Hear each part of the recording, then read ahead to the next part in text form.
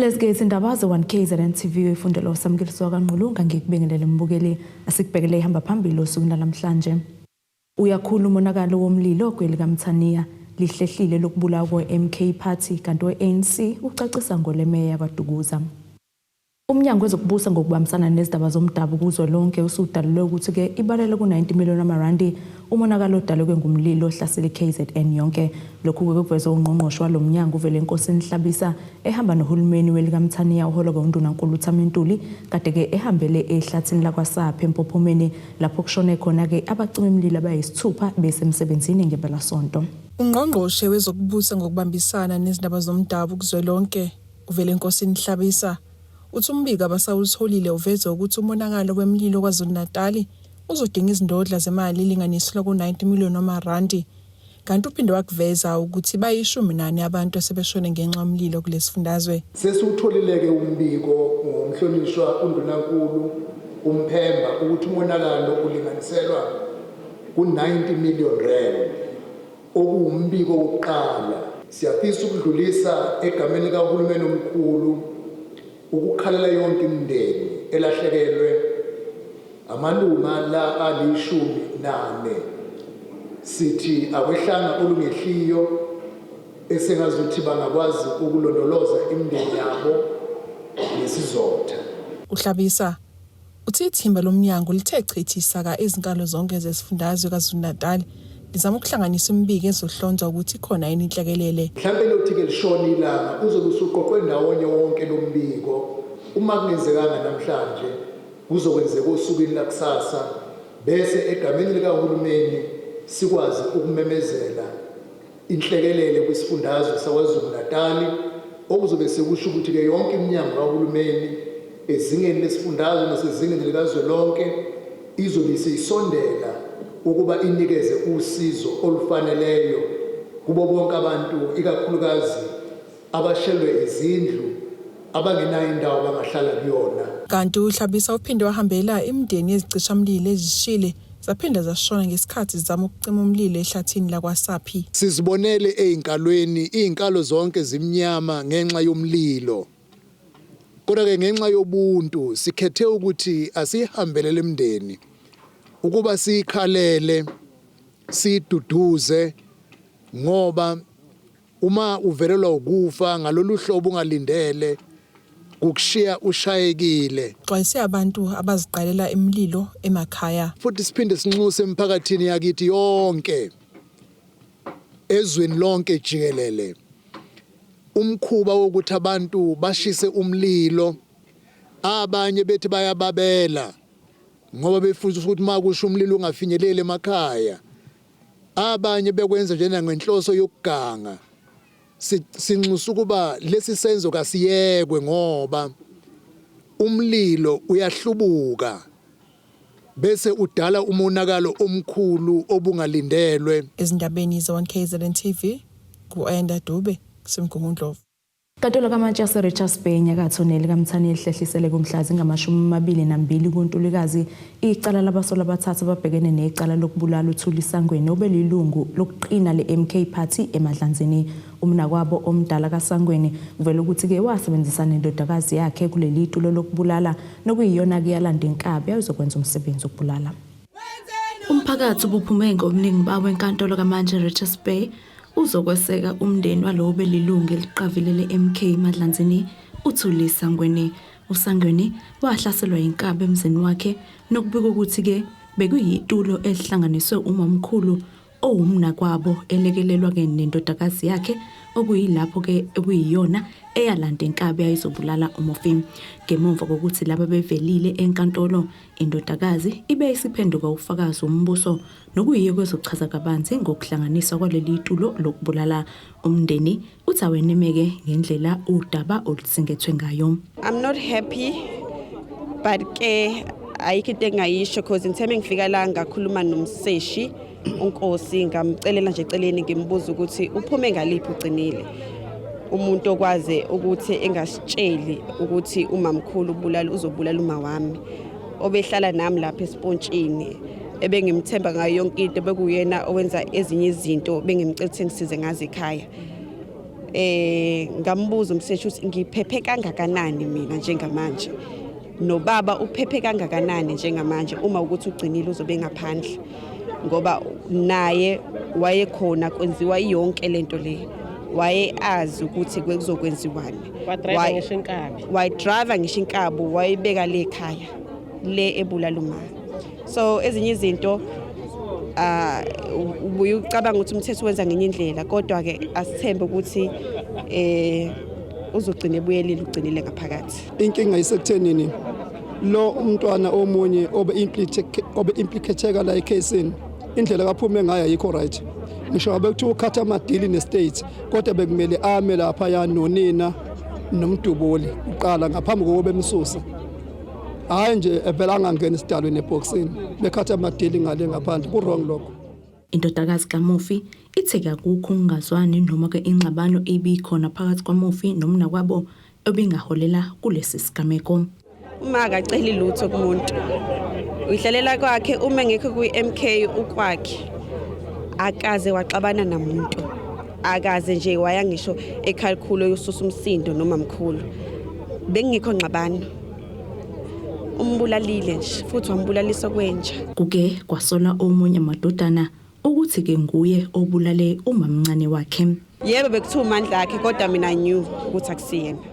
Ubuholi beqembu le-ANK nabo ke bebeyingxenye abantu abebezokweseka umndeni ngesikhathi ke abasola bevele enkantolo buphawuleka nje. Ngokusheshsha kubanjwe abantu abenze isiga lesi siyajabula ngalokho.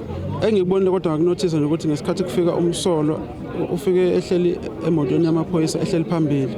Asikwazi ukuthi kuchaza ukuthini ngoba ngokwazi ukuthi mhlawumbe sicabanga ukuthi fanele behleli ngemuva. Unobhala we-ANC kulesi sifundazwe ubheka imtolo uthi ke emasontweni amabili azayo kuzoba sekucacile ngesinqumo abazosithatha ngobuholi ngomasipala kwaDukuza. Umtolo kusho ukukhuluma neziko lezindaba kulandela kokuputshuka kwe-order ekhuluma ngokuthi ke kuzokhishwa esikhundleni imeya uLindi Hanka ngokuba ke akukho uzinzo kulomasipala. Unobhala uchaza ngesimo somhlangano asithole serekhodwa kuwona ngaphandle kwemvumo yakhe. Lo mhlangano abawurekhodile akuwona umhlangano engathi umhlangano obohlelele hotela umhlangano mhlombe lapho bengihleli nefaction bekumhlangano obiziwe ubuholi be-region nokubambisana nami ngaqale ngahlangana nama-officials e-region kuqala uhlalo kuphela wayengekho uDeputy Hlalo uDlamini wayekhona uMatozi wayekhona uSiphesihle wayekhona uzokhumbula kubavele abakasigcwalisa isikhala sikambazo then vele bawu4 babe bathathu saqala sathathana through nabo savumelana futhi nabo ukuthi kwaDukuza kwamasipala funa bonke lama officials amathathu ukuthi an urgent and decisive intervention ought to be done. Umtolo uthi izathu sibenza bashintshe izinto kumasipala kwaDukuza ngoba alukho uzinzo phakathi kwamakhansela ogcina kuphazamisa nentuthuko yomphakathi. Ukuthi sathola information yokuthi unjengasasofakwa usekela mayor esukuni elilandela lo lengangi-addressa ngalo caucus kunomgushuzo owenziwa umeya izinsolo ezazithi kunomgushuzo owenziwa umeya ukunxenxa amakhansela e-IFP ukuthi aphakamise umuntu wawo ewathembisa ukuthi uzowanika unamakhansela e-ANC ayi-13 azosebenza nawo azobavotela enxenxa namanye ama-parties. Then kwafuna ngikhulume ne-IFP ubuholi be-IFP bakuconfirma lokho ukuthi sebekutholile ukuthi akhona amakhansela wabo awu2 anobudlelwane ekusolakala ukuthi anobudlelwane nomeya kaDukuza. In fact sebenabo nokufakazanyana okuncane ukuthi engathi abuya bhataleke lamakhansela e-IFP ebhatalwa ubuholi bakaDukuza. Then ke kangiba i-IFP lamakhansela izowathathela izawafaka ikomiti loqonse igwebo. Muva nje kusabalale imbiko ethi kuzohlakazwa ubuholi be-ANC kwisifunda iTheku. Umtolo uyachitha lokho. Hayi abakahlakazwa kwamanje asiyeka nje ANC yenze indlela yayo kodwa okwamanje akahlakazwa. Ngaqinisekisa ukuthi ubuholi baseThekwini bukhona besifunda saseThekwini okwamanje abakahlakazwa. Kutebogo Sibisi wezindaba ze1KZN TV ku-Channel 261 ngiseThekwini. Iqembu likaKhongolose kwisifundazwe KwaZulu-Natal sikhipheke isitatimende sokuthi-ke babe nesivumelwano sokusebenzisana kumasipala uMzumbe, bathi-ke bavumelene ngokuthi uSomlomo kuzoba oweqembu le-IFP, usekela meya obekhona weqembu le-ANC wahoxa esikhundleni sekuzoba-ke oweqembu le-IFP. Kuzokhumbuleka ukuthi lo masipala ungaphansi kwesandla somlawuli, iqembu le-ANC kanye ne-IFP bayalingana-ke ngezihlalo njengoba-ke ziyi-17 kubona bobabili. Usotswebhu wamakhansela e-IFP kumasipala uMzumbe uthi ngemuva kwezingxoxo bavumelene ukusebenzisana neqembu le-ANC. Kuzokhumbuleka ukuthi lo masipala ubungenalo uzinzo kwaze kwafaka isandla somlawuli. Umthethwa uthi babonile ukuthi ukusebenzisana namaqembu amancane umkhandlu ubuzoqhubeka nokungabi nalo uzinzo. Iqembu libe selisiluleka ukuthi le ndlela mhlambe ukubusa uMzumbe namaqembu amancane mhlambe ngasibeka esimeni sokuthi umkhandlu uqhubeke nokungabi nalo uzinzo okuzosenza esibeka esimweni esingasihle kahle ekuhambiseni intuthuko emphakathini. Uba iqembu lisibizile lasibuza ukuthi yini ebalekile kuthina njengobantu abamele umphakathi waseMzumbe. Lona into ebalekile akusithina, into ebalekile umphakathi. Elinye ikhansela le-IFP kumasipala uMzumbe nalo lithi bebesaba ukushawa induku eyodwa uma bethatha isinqumo sokusebenzisana namaqembu amancane njengoba i-EFF yake yabadumaza. Abavoti ke baseMzumbe basinikeza amawadi amathathu out of 6 okwenza ukuthi inombolo zethu zingafiki ukuthi sikwazi ukuphatha sodwa. Sabe sibona ukuthi ke ekugcineni siyadingana, yani sibe sesibuka ke ithuba ke ukuthi ke mhlambe emva kwengxoxo singasebenza noKhongolose ngenxa ukuthi ibona esibambisene nabo banamavoti banama-seat awu-17 IFP na-17. Sinobudlelwano obuhle namaqembu la uGwini, kodwa kakhulukazi iqembu le-EFF lathatha isinqumo sokungasebenzi ne-IFP lasikhipha kumasipala abaningi kwisifundazwe saKwaZulu-Natal. Ungakhumbula uNongoma, Maphumulo noDanhouse abasilahlekele umasipala baphuma ke ekusebenzeni. Manje bese sisaba ke nanokuthi sizothatha isinqumo sokusebenza nabo, baphinde futhi abadala babo noma umholi wabo u-senior level athatha isinqumo sokuthi akasebenzi ne-IFP, kuphinde kungabi khona ke uzinzo emkhandlwini. Iqhubu Sotswebhu ube esechaza ukuthi bahlukaniselane kanjani izikhundla kulo masipala noshintsha abazolwenza. So bano speaker we-IFP bese bakhona usekela meya we-IFP ukuzwa nalezo ikhundla esikwazi ukuzisherisha okunye bese sikwazi ukukhulumisana nako ukuthi going forward sizozenza kanjani izinto. Kuzosiza ke nathi ngoba sizoba ingxenye yokulawula kahulumeni okuzovimba into eziningi kade sikhala ngazo siqembu le-IFP eMzumbe.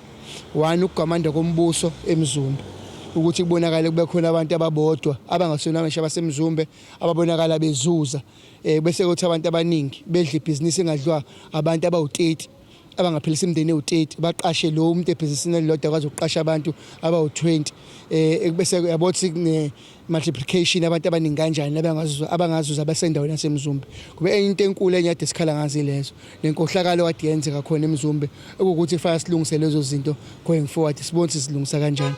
Asikakwazi ukuthi sakhe indlu usuku olulodwa, kodwa sizothi step by step futhi la sibone siyahluleka khona nala singaboni ngathi khona ngeselilodwa sizobe sesihlala phansi futhi siphinde sizama ukuthola indlela ziyaphambili. Iqembu likaKhongolose likhiphile istatement esiveza ukuthi bavumelene ukusebenzisana neqembu le-IFP kulo masipala. Lo mbiko benuwethule lo Zamando Sicele wezindaba ze1 KZN TV ngiseMzumbe. Asithishelele etolo sikasiqhubeke nazo indaba zethu.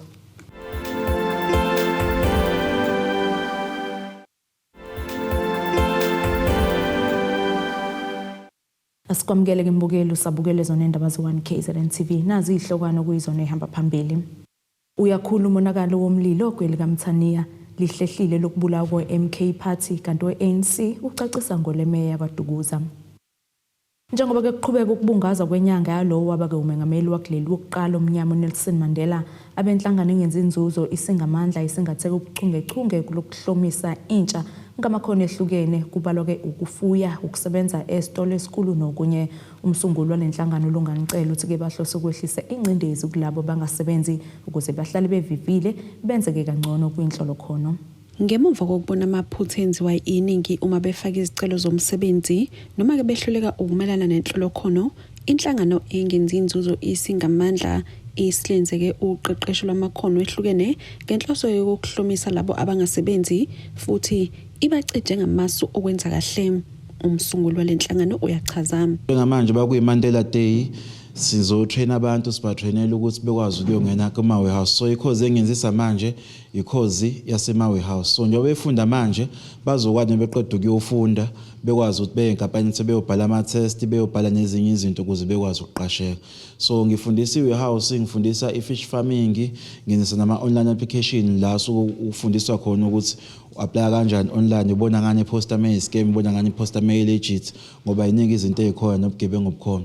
So lama program engiwenzisayo alekelela abantu einkampanini ukuthi bekwazi ukuqasheka do experience bengenayo ngoba sebazi ukuthi bazofika benzeni. So inkampani zike bathanda ngoba soke bezazi ukuthi kubona isikhathi se training bebaqeqesha njengabantu abangenalo ulwazi sesizoncipha basebeyazi bazokwenzani kuphela sekumele benikezwe ithuba beproveleke. Ukwanda kwabafesayo abagcina sebeba yisulu zezigebengu ebakhohlisa ngamathuba omsebenzi kwenza ke lenhlangano iphinde icije laba ngokumele baqaphele uma bethola izikhangiso zomsebenzi. Challenge zabhekana nabantu abafuna umsebenzi in most cases kunalento yokuxhaphazeka financially total bakhishiswa izimali ugcina umuntu aseboleka imali kumashonisa akho khona umsebenzi egcina ngasawutholi. Abanye bebesifazane kuze beze besebenzisa imizimba yabo ngokwempoqo ukuthi bekwazi ukuthola imisebenzi. And then enye challenge engibhekana nayo mina njengesingamandla NPO inkampani kithi ifuna abantu abawu100 kumina ngesibonelo ngibalungise labo bantu abawu100 only to find out ukuthi i-deal ade beyizama nenkampani ayisaphumeleli. Lokho kuba ipressure kumina kuba nade belinde usebenza uma bengebe sasebenza kuba ngathi bengidlala ngapho. Noma inkampani ifuna abantu abawu100 kumina ngithi ngizobathola ngoba ngithola ngibona database yami nabantu abaningi. On to find mase kumele kufike abantu kuvele kufike abantu abawu50 abangasawu100 angisazi inkampani sengizothini. Nokuthi ngisho kuthiwa kuqondanile abantu abawu100 abafunalayo batholakala. Kwesinye isikhathi uma sesiyosebenza eminye imiphakathi ayifuni ukuthi kusebenze abantu engasibona abendawo. Manje lokho kuyikungqilaza phela bonke abantu basuke bedinga usizo. Njengoba lakuleli lokho liqhubeke njalo nokubhekana nenkinga yokwantula kwamathuba omsebenzi omunye obeyingxenye lokuqeqesho uthi ke bayasidinga izigcawu ezifuze lesi njengoba ke bebhekene nengcindezi enkulu. Makhulu kabi ama challenges ntana makhulu uyabona nje balekile ukuthi mawubaba nje usho ukuthi sengikhulile kubeka isingwa phezulu kwetafula and okuwes nengane ayisebenzi nese big challenge nengane ayisebenzi ingane zinometric ingane zinama degree nama diploma kodwa ihleli emakhaya ayisebenzi. Lokho kuchaza ngempela ukuthi kufanele wonke umuntu abhukule nje basenza nje akusekho indaba ukuthi umncane umdala izoloke sizakele kakhulu ukuthi nesiqeqesho ngama tests sabhala ivivinyo esesivula amehlo ngokwe technology nayo yonke into nje imibuzo edibuzwa lapha imibuzo ebivula amehlo imibuzo ebivula ingqondo ubona ngempela mathiwa usuthola mhlambe interview enkampani lethile kube lula ukuthi uphendule ngoba usuqeqeshekile vele ngevivinyo basisiza kakhulu ngempela izolo. Eyindabeni ze1 KZN TV kube kuntombi khona Mvubu ngisithekweni. Usheshe wafika uKhisimusi kubafundi besikole samabanga aphansi iMabhumane eMnambithi lokhu kuza ngemuva kuba inhlangano engenzi inzuzo iMthombeni Foundation ibambisene nenkampani NTT eMnambithi benikele ngezicathulo zesikole kubantwana abayi179. Umziduma uthi bakubona kubalulekile ukuthi babuyisele emphakathini.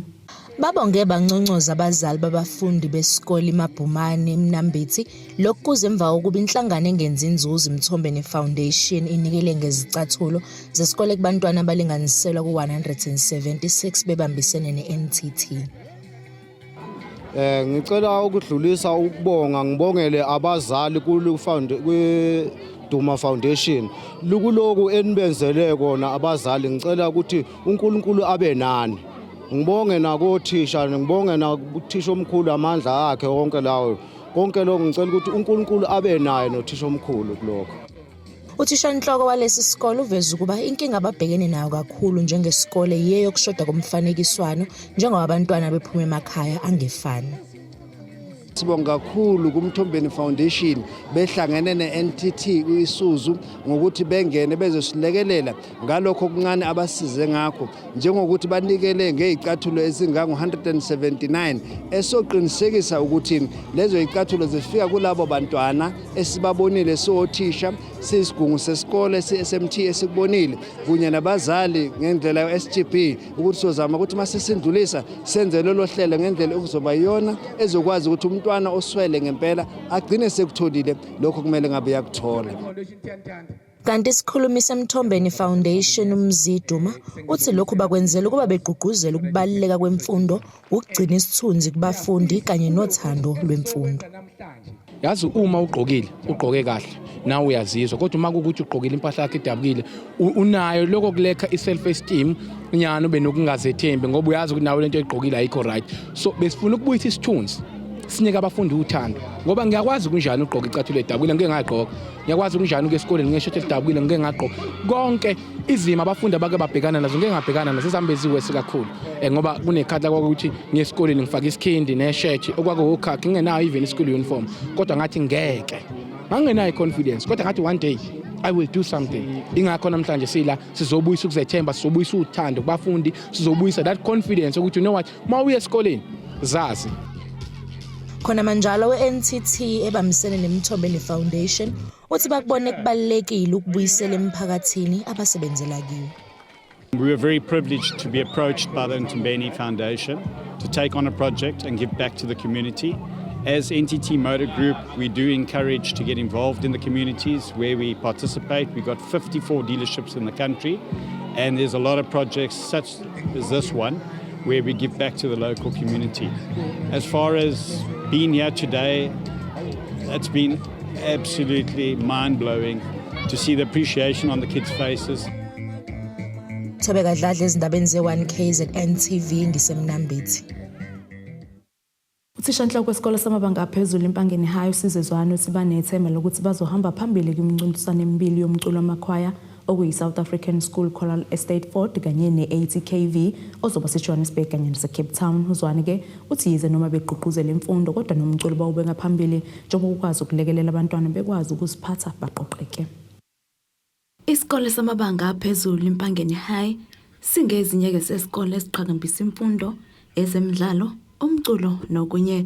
Lesi sikole sesibonakele noma sigqame kaningi ngomculo wamakhwaya ichoral music. Kulokhu ke sisahambe safinyelela esizingeni lapho ke sizobe simele isifundazwe sonke emncintiswaneni iSouth African School Choral Estate Fort kanye neATKV nokuyimncintiswano ezobanjelwa ke eJohannesburg kanye naseCape Town.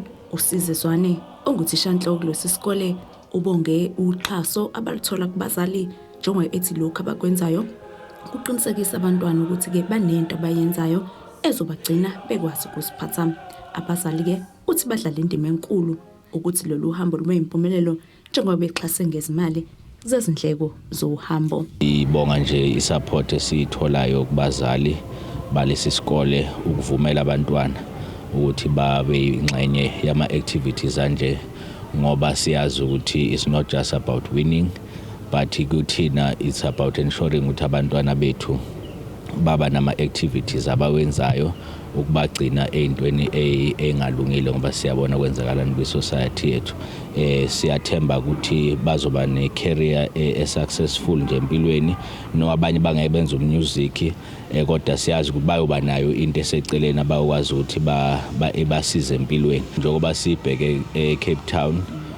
Abazali bethu abaxhasile nakhona noma kungelula siye sazama kwindawo ehlukahlukene kwemphakathini wethu kodwa besingakalithola uxhaso na kwinhlaka zikahulumeni ikhona kodwa ke kuzoba sihamba ke siya eGoli kuxhaso uhulumeni iDepartment of Education kwaZulu Natal. Siyabonga ukuthi iminyaka yonke iDepartment iyayisupporta le program nezikole zethu. Kanti ke abafundi kanye nothisha bazimisele kakhulu ngale mncintiswano yize noma kungelula kodwa ke banethemba lokuthi bazokwenza esibukayo njengenjwayelo. Competitions coming up, 2 big competitions, one in Cape Town, one in Joburg, and obviously a lot of preparations. It's morning, noon and night preparations. We practice every break, we practice in the afternoons, we practice in the Friday evenings until 8 o'clock. And Saturdays, the learners do fitness as part of their preparation. And how they do it, I don't know. I barely cope, so I don't know how they cope with schoolwork, but they do it for the love of music. Omunye abafundi uthi ke yizeke noma yena eqala ngokuthi aphoqwe ukuba kuthande lo mculo, kodwa ke wayegcinise uthanda yena ngokwakhe. Uthi ke umculo wamakhwaya ubafundisa ukuthi ke bathanda abanye abantu futhi ke bebanakekele. Bekufika umntwana efike engekho right isimo because ngoba sicula sonke asiphuma endaweni efanayo, izima ayifani emakhaya nakho konke. Besifika siba umuntu oyedwa, siba umuntu munye. Ngisho ukuthi nalokho kusizile ukuthi nanokuthi singabantu abahlukene ukuqala ngani.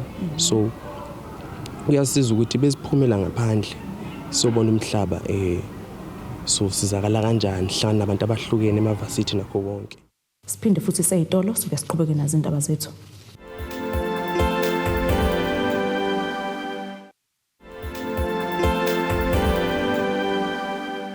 Asiphinde ke sikwamukele mbukelo usabukele zona indaba ze1 KZN TV nazi ihlokwana ebekuyizona beyihamba phambili osukwini namhlanje.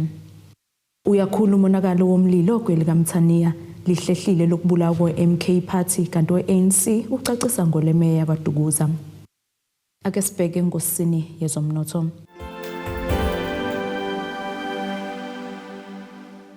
Irandi lakuleli lu 18.15 cent maqhathaniswa nedola semelika libo 19.86 cent maqhathaniswa neeuro libo 23.67 cent maqhathaniswa nopound waseBrithani. Golide lona $2,474.83 cent ounce olangahluziwe wona u$83.73 cents umphongolo. Ake sibheke engosini yezemidlalo. Umengameli wamaZulu FC uSandile Zungu sebuye wagcizelela isifiso sakhe sokubona iqembu liqeda ke esicongweni se-DStv Premiership ngesizini ezayo ukuze ke lizibekele indawo komunye wemqhudelwano yeCAF. USuthu ludlale kokuqala kweCAF Champions League ngesizini ka-2021-2022 kulandela kokuqeda endaweni yesibili ngesizini ka-2020-2021 okwanguye kokuqala ke ngaphansi kweZungu Investment Company. uZungu uthe umlando kamuva waleli qembu uyakhombisa ukuthi lokho akakulindele akulona iphupho njengoba kuyinto ke eselikela yenza phambilini. Nasike isimo sezulu esingalindeleka.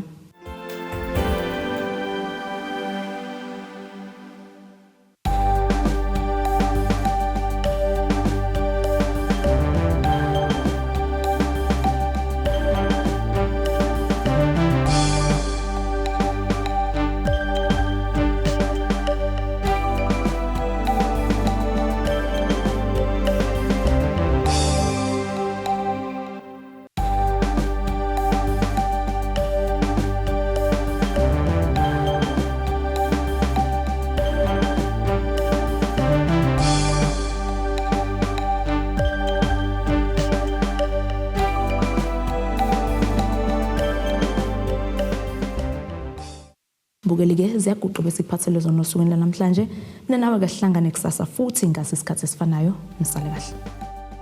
Abethuli bethu bezindaba baxhaswe iThulis Bayview Bridal. Ungabashayela kulezi zinombolo ezivelile.